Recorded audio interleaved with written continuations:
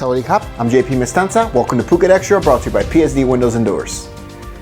A slew of announcements today as officials have agreed to extend the use of the emergency decree in Thailand until the end of July, while also ratifying rules for entertainment venues to follow when they do reopen this week, and also allowing some foreigners back into the country.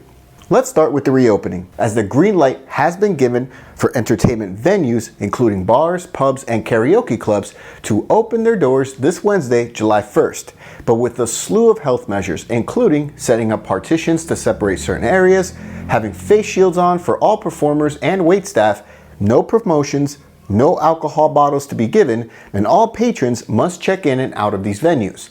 Spas and massage parlors, meanwhile, must limit the number of customers. Let's move to international travel now, as Thailand will now allow expats with families in Thailand and homes here to return to the kingdom, as well as allow investors and highly skilled workers from Japan, China, South Korea, Singapore, and Hong Kong.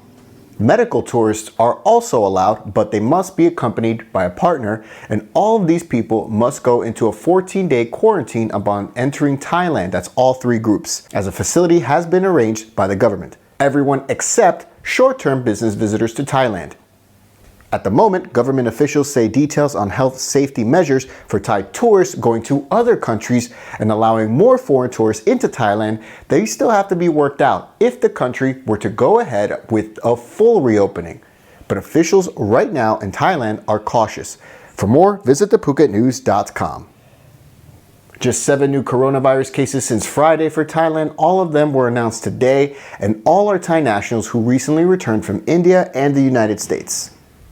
The new total for the country rises to 3,169, with 58 deaths since January, and 96% of patients recovered. Phuket tally remains 227, with 3 deaths total. Thailand has no local coronavirus infections for 35 days, officials say, prompting them to vote in favor of allowing some foreigners to re-enter the kingdom, while also extending the emergency decree until the end of July in the event of a second wave of infections. For more, visit thephuketnews.com. Speeding and recklessness. Those are some of the reasons that the VP of the Phuket Road Safety Policy Foundation told the Phuket News today as to why, in spite of the COVID lockdowns emptying the roads for much of this year, the rate of road deaths in Phuket has not dipped. In 2019, 92 people died in over 10,200 accidents, while in 2018, figures were similar, with 92 road deaths in over 9,600 accidents in Phuket. So far this year, figures show that 34 people have died in just over 3,800 accidents in Phuket from January 1 to June 29th.